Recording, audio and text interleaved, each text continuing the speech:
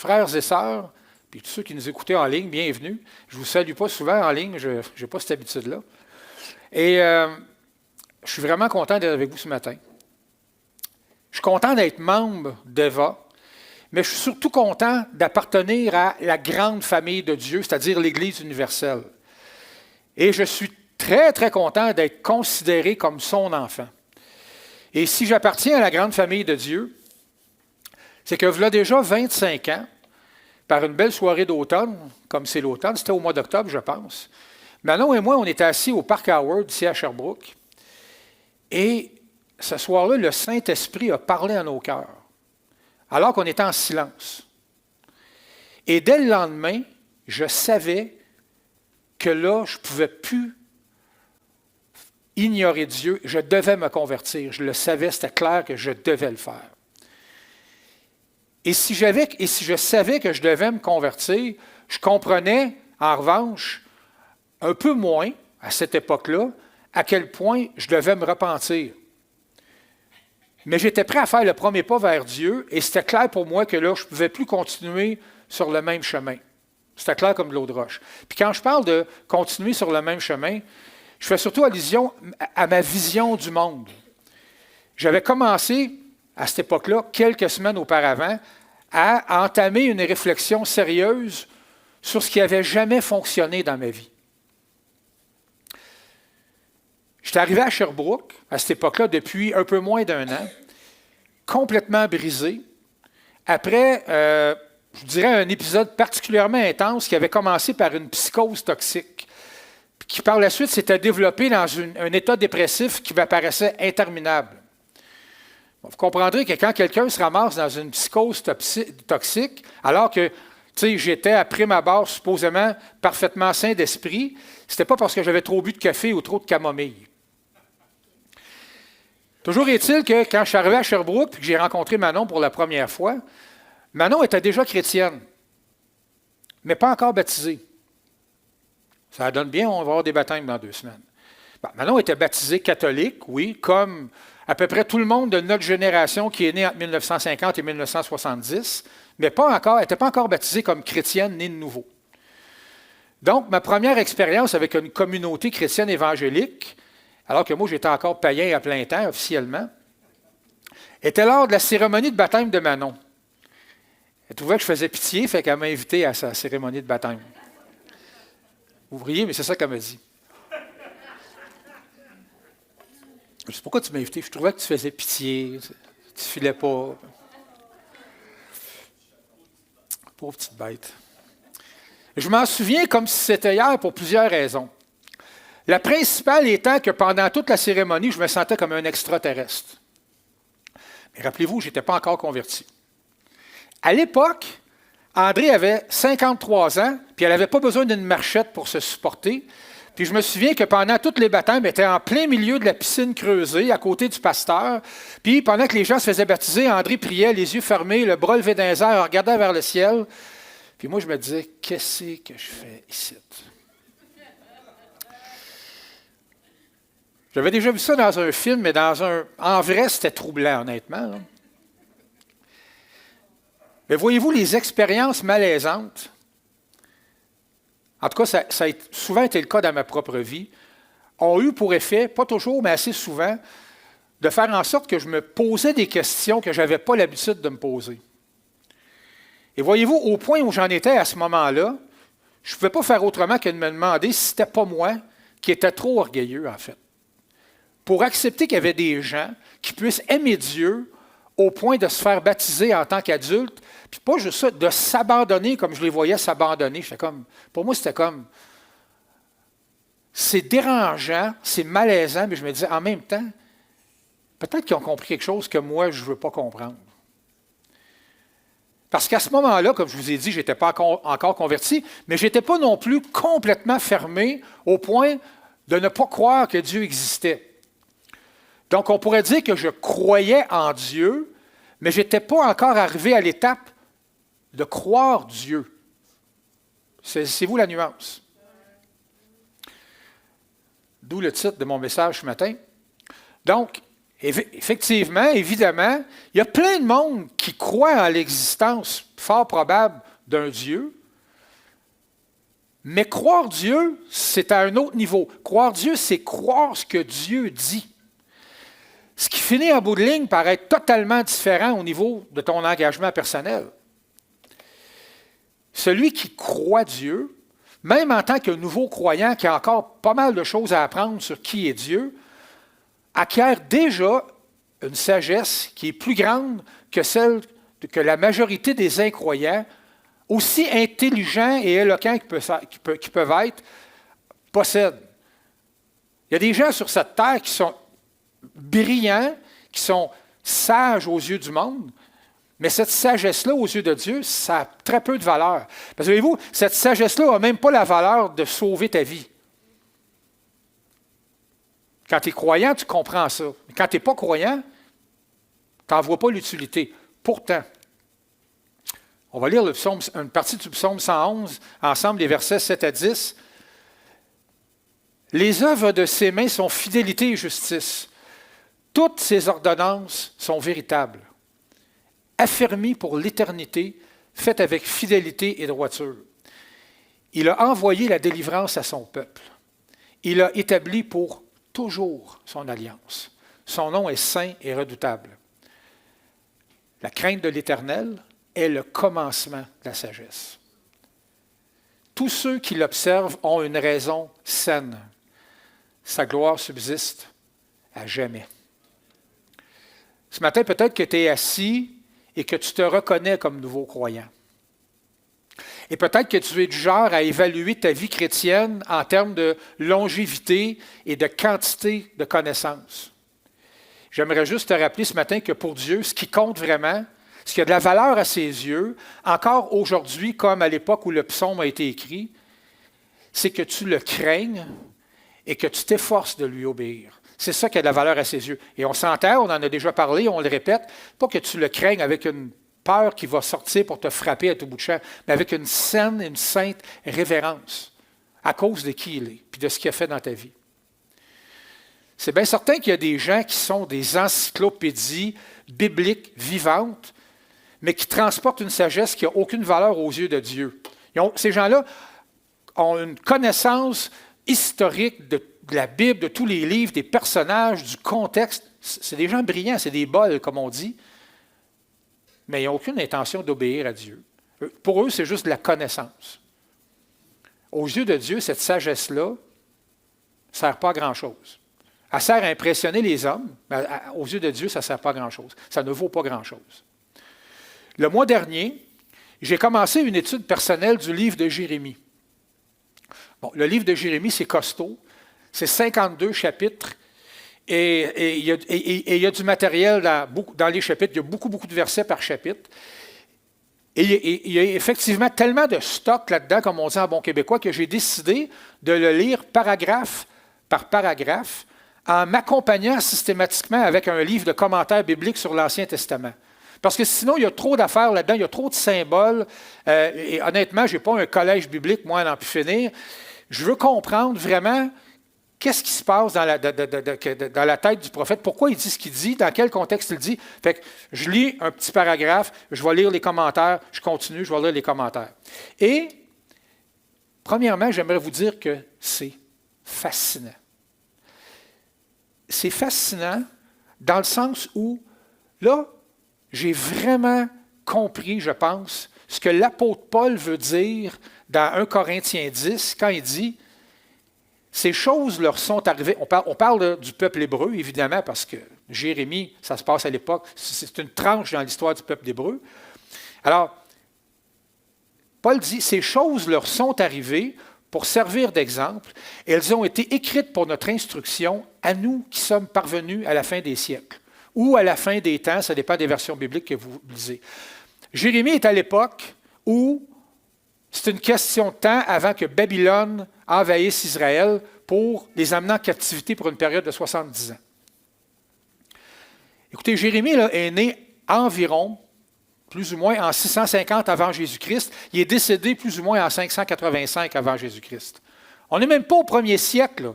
Historiquement, on a encore les 2 pieds dans l'Antiquité. Et ce qui m'a frappé, alors que dans mon étude, je ne suis même pas rendu à la moitié du livre, je ne suis même pas rendu au chapitre 25, là. C'est la ressemblance entre nous, actuellement, et l'Israël de l'Antiquité. Je ne parle pas de nous, l'Église d'Eva. Je parle de notre société, OK? Nord-américaine. Je vais parler pour ce que je connais, je ne parlerai pas des Chinois, je ne suis jamais allé là.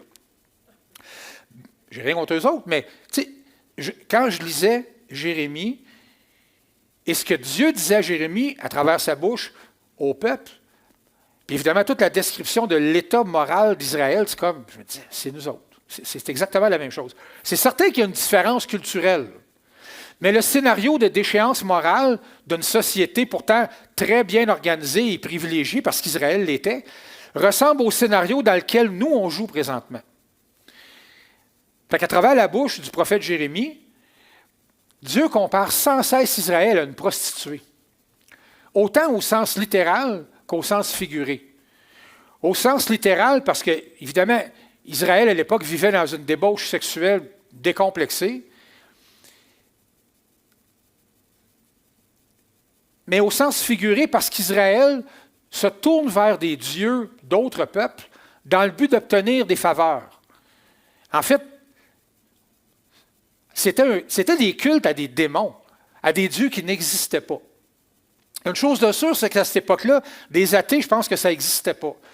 Tu étais soit toi, hébreu, ou tu étais ce que tu voulais, cananéen, ou peu importe les peuples qui entouraient Israël, tout le monde croyait en une forme de divinité quelconque. Dans les commentaires avec lesquels j'avance dans ma lecture, j'ai découvert qu'à l'époque, sacrifier son propre enfant dans le feu, c'était considéré comme la plus haute forme de dévotion religieuse.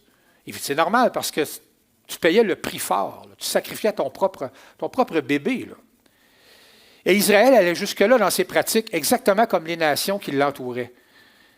Peux-tu vous dire que Dieu n'était pas particulièrement impressionné ni heureux de voir qu'Israël en était rendu là? Aujourd'hui, on ne les sacrifie pas vivants sur l'autel par le feu.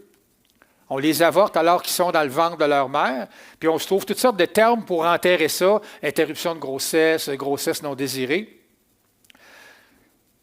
Aux yeux de Dieu, je suis assez certain que c'est pas mal le même crime. Mais bon, on ne va pas continuer à dresser la liste infinie des péchés d'Israël, mais un des constats qu'on peut faire en lisant Jérémie, par contre, c'est que le peuple se pensait totalement exempt de la colère et de la punition de Dieu. En fait, les faux prophètes de l'époque, comme le roi et les autres dignitaires, pensaient que parce qu'ils étaient le peuple choisi de Dieu, il y avait juste à continuer de pratiquer les rituels sacrificiels de la loi pour satisfaire l'Éternel. Un peu comme un enfant de Dieu aujourd'hui qui se vendrait la fausse idée que l'important pour rester sous la protection de Dieu, c'est d'aller à l'église le dimanche. Donc, tu peux pratiquement vivre comme un démon toute la semaine, mais si tu vas à l'église le dimanche, dans ton assemblée, tu es correct. Tu es correct. Il n'y a pas de problème. Dieu va continuer de te protéger et de te bénir. Comprenez comme moi que la vérité, c'est que si un chrétien pense comme ça en 2024, il risque de se retrouver dans une situation semblable à celle d'Israël dans le livre de Jérémie. Là, je vais prendre une gorgée d'eau pour vous lire un autre passage du livre. On est encore au chapitre 7. Alors, c'est Dieu qui parle à Israël à travers la bouche du prophète Jérémie. Il dit, mais vous vous fiez à des paroles trompeuses qui ne vous serviront à rien. Il dit quoi? Vous allez commettre des vols, des meurtres, des adultères, vous faites des serments mensongers, vous offrez des parfums à Baal et adorez d'autres dieux qui vous étaient inconnus. Et puis vous venez vous tenir devant moi dans ce temple qui m'appartient et vous dites, nous sommes en sécurité. Et c'est pour accomplir tous ces actes abominables. Ce temple qui m'appartient est-il à vos yeux une caverne de brigands? Moi, en tout cas, je vois qu'il en est ainsi. L'Éternel le déclare.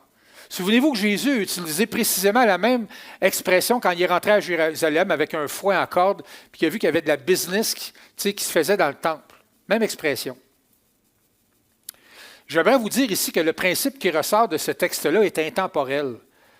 Aux yeux de Dieu, la véritable valeur d'un croyant est établie selon ses actions. C'est la raison pour laquelle Jacques, comme Marc nous l'a enseigné, dit dans sa lettre qu'on peut remettre en question la foi sans les œuvres.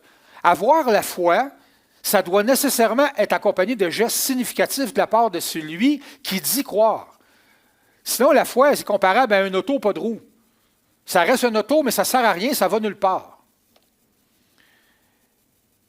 Vous avez sûrement entendu plus d'une fois des croyants dire « Moi, j'ai accepté Jésus dans mon cœur. » Je me souviens avoir souvent entendu des croyants approcher des incroyants dans une perspective d'évangélisation en leur disant « Tu as juste à accepter Jésus dans ton cœur. » Au début de ma vie chrétienne, je n'en faisais pas trop de cas. Mais aujourd'hui, je vais vous expliquer pourquoi je suis en désaccord avec cette affirmation-là. Non, tu n'as pas juste à accepter Jésus dans ton cœur. Beaucoup vont accepter Jésus dans leur cœur, mais ça ne veut pas dire qu'ils sont prêts à se repentir. Et se repentir, ça ne veut pas dire simplement regretter. Il y en a qui se font prendre et qui regrettent. La véritable repentance exige un désir sincère de vouloir changer sa façon de penser et d'agir. Et c'est exactement parce que l'Éternel sait parfaitement bien qu'il n'y a plus personne en Israël qui se repent de ses péchés ou de ses crimes, qui en arrive à dire à Jérémie, « Jérémie, je ne veux même plus que tu pries pour Israël. » Puis pour vous prouver que ce n'est pas moi qui invente ça, on va encore lire un texte tiré de Jérémie 7. Quant à toi, Jérémie, ne prie pas pour ce peuple. Ne prononce en sa faveur ni plaidoyer, ni requête. N'insiste pas auprès de moi, car je ne t'écouterai pas. Ne vois-tu pas tout ce qu'ils font dans les villes de Juda et dans les rues de Jérusalem? Les enfants ramassent du bois, les pères allument le feu, les mères pétrissent la pâte pour faire des gâteaux pour la reine du ciel. On offre des libations à des dieux étrangers et tout cela mérite. Puis ça l'est bonne. Est-ce moi qui l'offense? Demande l'Éternel. Non, c'est plutôt eux-mêmes. Ils s'offensent eux-mêmes en faisant ça, à leur plus grande honte. C'est pourquoi voici ce que déclare le Seigneur l'Éternel. Mon ardente colère et mon indignation vont fondre sur ce lieu, sur les gens et les bêtes, sur les arbres des champs et les produits du sol, et elles brûlent comme un feu qui ne s'éteindra pas. Quand j'ai lu ça, je vais vous dire honnêtement, j'avais autant de compassion pour les bêtes que pour les humains, parce que j'aime les animaux, mais je me disais, je suis content de ne pas être venu au monde comme un Hébreu à cette époque-là et vivre en Israël. Quand les Babyloniens ont attaqué Israël, ça a été une destruction totale et un carnage. C'était une boucherie. Une boucherie. Et comme cette histoire-là a été mise par écrit pour mon instruction, pour votre instruction, je vous confesse que moi, j'en retire la leçon suivante. La colère de Dieu, de l'Éternel, contre une Israël en pleine déroute morale, qui ne craint plus du tout Dieu, et qui, par conséquent, fonctionne uniquement selon leur sagesse humaine, est un avant-goût de ce qui attend ceux et celles qui vivent leur vie en rejetant Dieu ou en se contentant de croire, mais sans reconnaître leur besoin d'être réconciliés avec Dieu et sauvés, pour ne pas dire épargnés du jugement et de la colère de Dieu. Quand Jacques était entré un matin en farce, il me disait « Michel, c'est quoi le titre de ton message? Repentez-vous, race de vipères? » Je dis « Non, Jacques, mais on est proche. On est proche. » Évidemment, je ne me vois pas arriver en ville à Sherbrooke. Honnêtement, des fois, je rencontre des gens, je vois des gens aller, puis ma chair aurait envie de leur dire ça.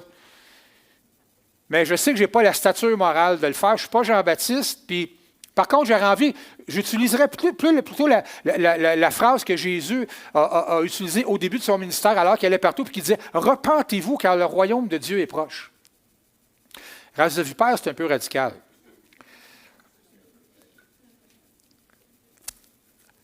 Mais j'ai envie de vous dire ce matin, frères et sœurs, si quelqu'un qui se dit croyant en Jésus-Christ ne sait pas de quoi il est sauvé, j'ai peur que la puissance de l'Évangile ne soit pas véritablement en action dans sa vie. Il y en a qui m'ont déjà dit « Ouais, moi je crois en Dieu, mais le jugement, je ne crois pas vraiment à ça. » Ah non? Fait que tu crois en Dieu, mais tu ne crois pas Dieu. Tu ne crois pas Dieu parce que Dieu a dit dans sa parole que Jésus reviendrait pour juger les vivants et les morts. Et il y a beaucoup d'autres paroles de Dieu sur ce sujet-là. À lire l'Apocalypse, ça en est rempli.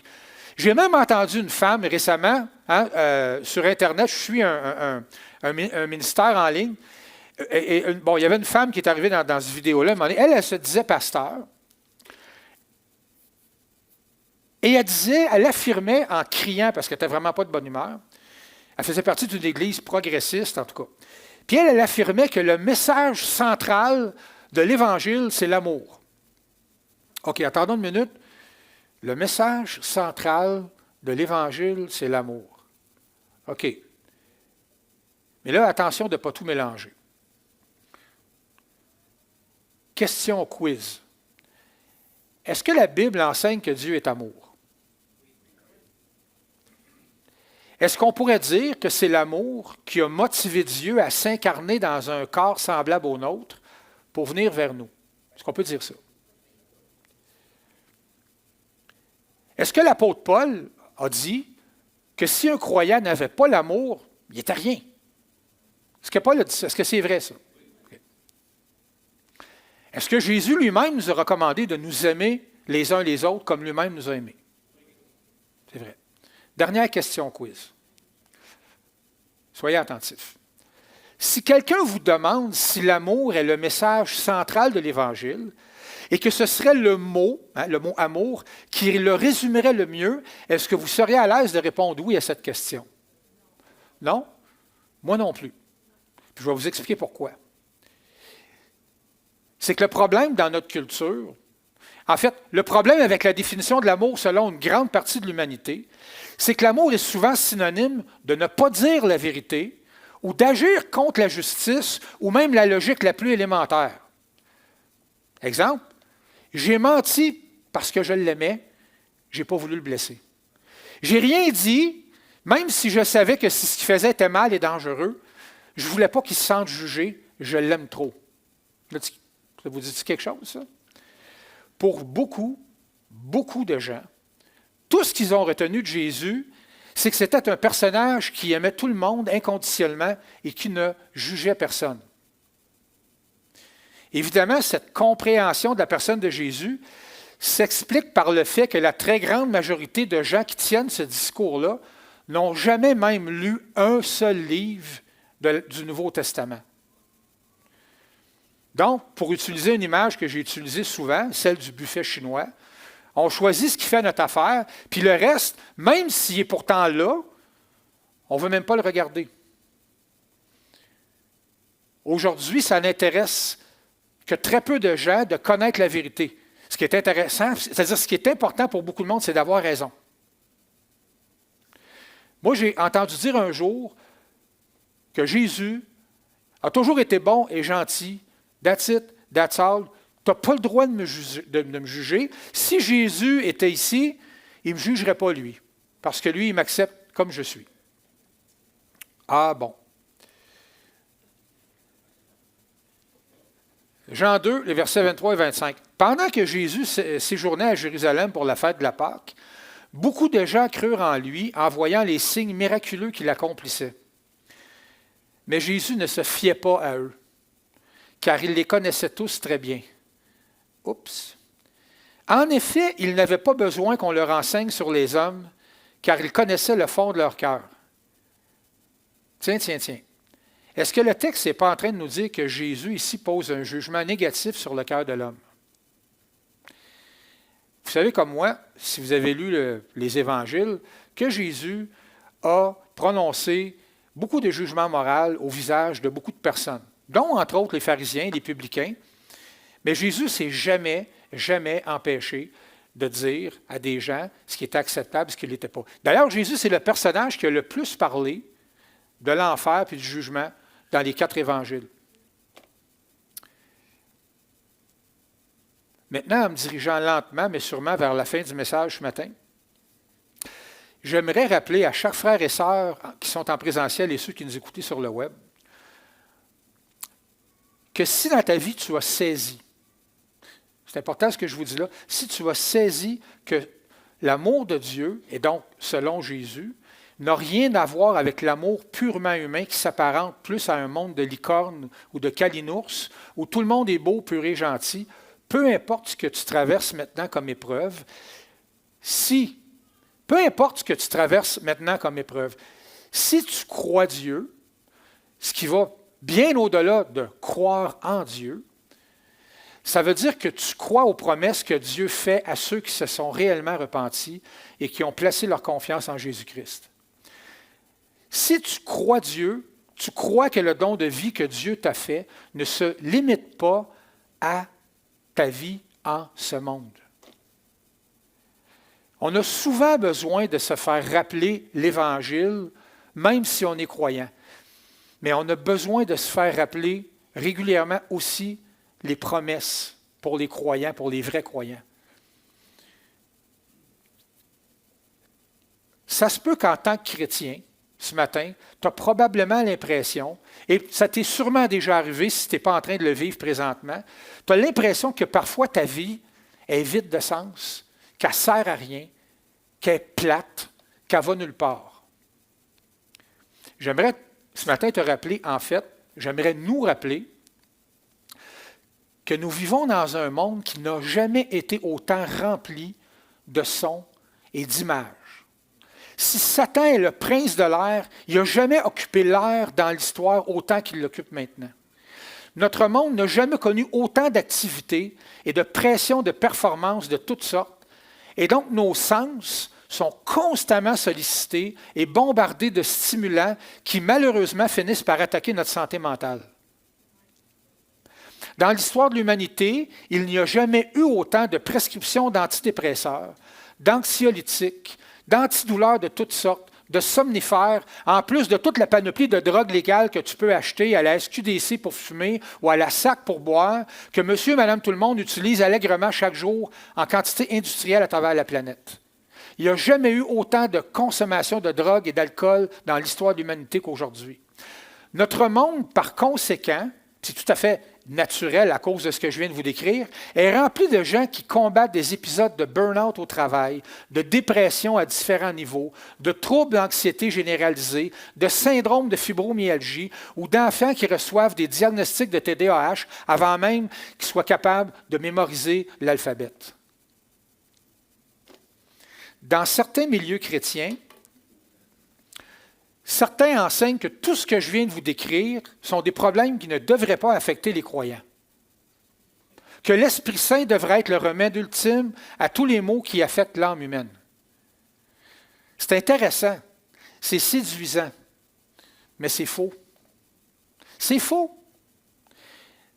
C'est faux et c'est un manque flagrant de jugement, tant qu'à moi, et d'honnêteté de répandre des idées pareilles.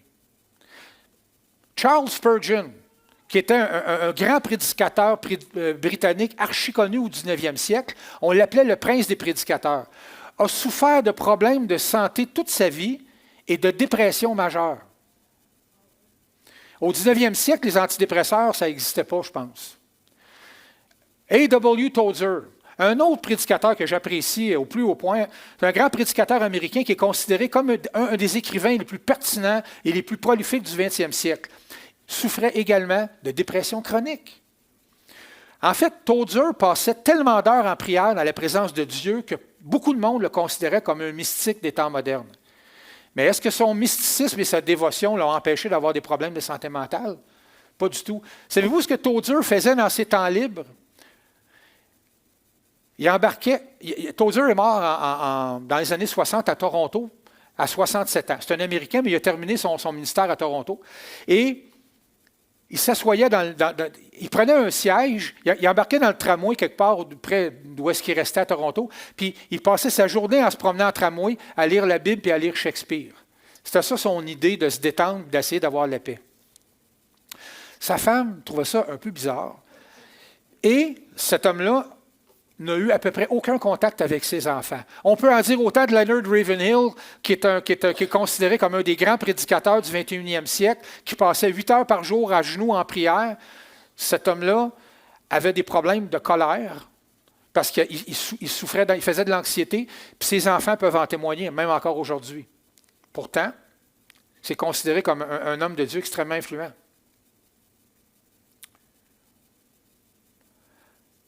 En terminant ce matin, j'aimerais vous dire que chaque époque vient avec son lot de bien particulier de problèmes et donc de souffrances. Dans sa parole, Dieu ne nous a jamais promis que lui obéir, donc de le croire, nous exempterait de souffrir. Au point même parfois de douter. Un des plus grands défis du christianisme, c'est d'accepter et de croire dans le fond de son cœur que notre plus belle vie est à venir. C'est un des plus grands défis. Parce que veut pas, on est dans cette dimension-là, avec ce corps-là et toutes les restrictions et les souffrances qui viennent avec, et cet intellect-là qui perçoit le monde comme il peut, avec toute sa méchanceté, ses compromis, sa corruption, ça nous affecte au point où on a des fois de la difficulté à croire qu'il va y avoir un jour mieux que ça. C'est un grand défi, c'est pas rien. Tant mieux, par contre, si Dieu permet qu'on puisse profiter de la vie qu'on a présentement. Tant mieux. Tant mieux si vous avez la possibilité de voyager, de faire des activités, tant mieux, cette vie-là est aussi faite pour en profiter. Mais il est impératif de se rappeler que la souffrance et les difficultés de toutes sortes frappent chaque être humain. Chaque être humain, les véritables croyants, les pseudo-croyants, les agnostiques, les athées, tout le monde. Indépendamment de leur âge, de la couleur de leur peau ou de l'époque dans laquelle ils sont nés, depuis que le monde est monde. L'accomplissement ultime de ces promesses pour ses enfants, la matérialisation de notre vie parfaite dans sa présence, celle décrite dans Apocalypse 21, devrait constamment être rappelée à notre esprit, par nous-mêmes ou par d'autres enfants de Dieu. Frères et sœurs, si nos souffrances et nos limitations en tout genre nous empêchent de toujours pleinement profiter de notre vie, rappelez-vous qu'on a l'éternité pour en profiter. Combien de fois j'entends des gens, puis je ne les juge pas, là. Des fois, moi aussi, je pense comme ça. Mais j'entends des gens qui sont dans des situations de vie dure. Ils souffrent physiquement ou ils manquent d'argent, qui me disent « Je ne profite pas de la vie. Je ne peux pas profiter de la vie. » Ils sont malheureux à cause de ça. J'ai envie de leur dire « OK, c'est vrai. C'est réel. Tu le vis, tu le ressens. C'est pas rien. Mais ta vie ne s'arrête pas à cette vie-là. Un jour, tu vas pouvoir profiter d'une vie qui va être autrement plus satisfaisante, enrichissante, puis exaltante de la vie que tu vis présentement. C'est ça la promesse qu'on a. C'est ça, Apocalypse 21. Quand c'est écrit que Dieu va vivre parmi son peuple et qu'il n'y aura plus de douleur, qu'il n'y aura plus de grincement de dents, qu'il n'y aura plus de larmes, ça va être une extase constante. Je l'ai déjà dit, je fais le perroquet ce matin, mais ça ne me dérange pas. Je vais le faire encore. C'est ça qui vous attend, c'est ça qui m'attend si on est des vrais croyants, si on est repentis, puis si notre confiance est en Jésus-Christ. Fait que ce matin, c'est ce que j'avais à vous apporter comme message. Je vous souhaite une belle journée. Il fait beau dehors. Il y a des gens qui vont aller avec Marc monter le mont Harford. C'est le temps d'aller prendre une ride en auto, d'admirer le paysage. On est bénis au Québec. On a les 4 saisons. Hein? On peut pratiquer des activités. C'est magnifique, c'est beau. On ne vit pas dans un monde où on est bombardé. On est bénis. Qu'est-ce qu'il y en a qui échangerait sa place contre Gaza présentement? Ou l'Ukraine? Il faut penser et il faut prier pour ces gens-là. Mais il faut reconnaître qu'on est béni de ne pas vivre ça. Profitons-en. Mais soyons aussi conscients que ce ne sera pas toujours et que ce n'est pas toujours, parce que votre réalité, vous la connaissez, vous la vivez, votre vie, vous êtes dedans. Comme moi, je suis dans la mienne. La vie, ce n'est pas toujours facile, c'est vrai. Il y a des moments rough. Il y a des moments où même, des fois, tu te dis, mais comment je vais faire pour me sortir de ça? Comment je vais faire pour affronter ça? C'est difficile. Mais un jour, il y a une délivrance qui va venir. Un jour, Jésus va revenir. Amen. Peut-être qu'on va être mort, peut-être qu'on va être vivant. J'aimerais ça qu'on soit vivant. Marc a amené un enseignement là-dessus l'autre fois, puis ça m'a dérangé. Tu sais, Marc t'a dit quelque chose, t'a dit,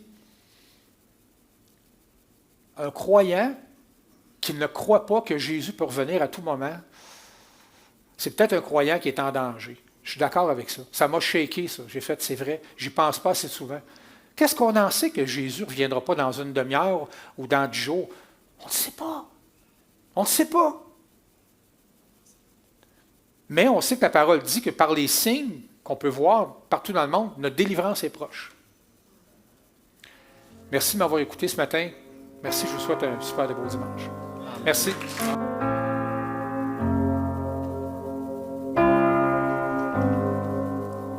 Je viens vers toi dans le secret.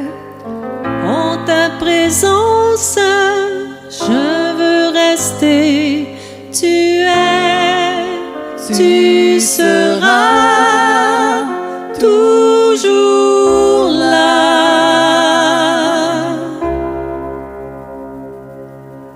Tout contre toi, près de ton cœur, Je peux entendre ta voix, Seigneur. Tu es, tu seras toujours là. Ébloui devant toi, Éternel.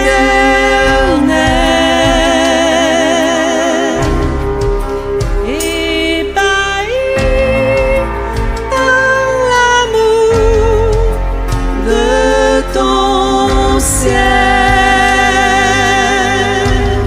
je suis là à tes pieds, je viens t'adorer, je désire habiter près de toi.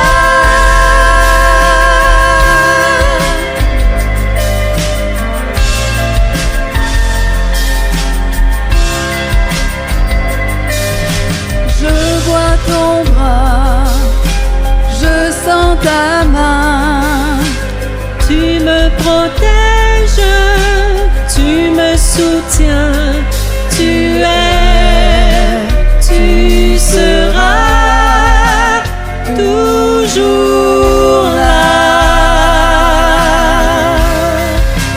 Ébloui devant toi, Éternel.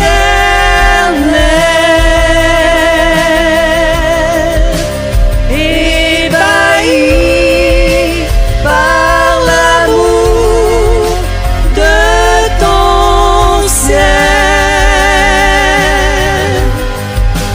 je suis là à tes pieds, je viens t'adorer, je désire habiter près de toi. Près de toi.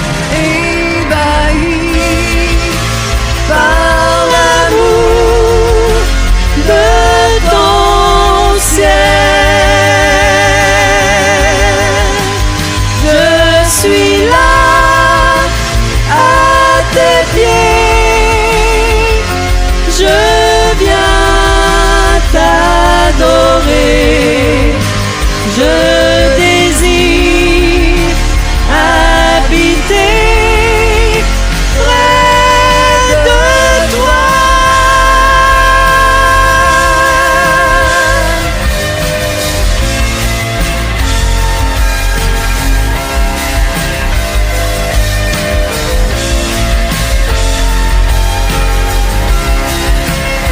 Habiter près de toi, Seigneur, nulle autre place nous aimerions être.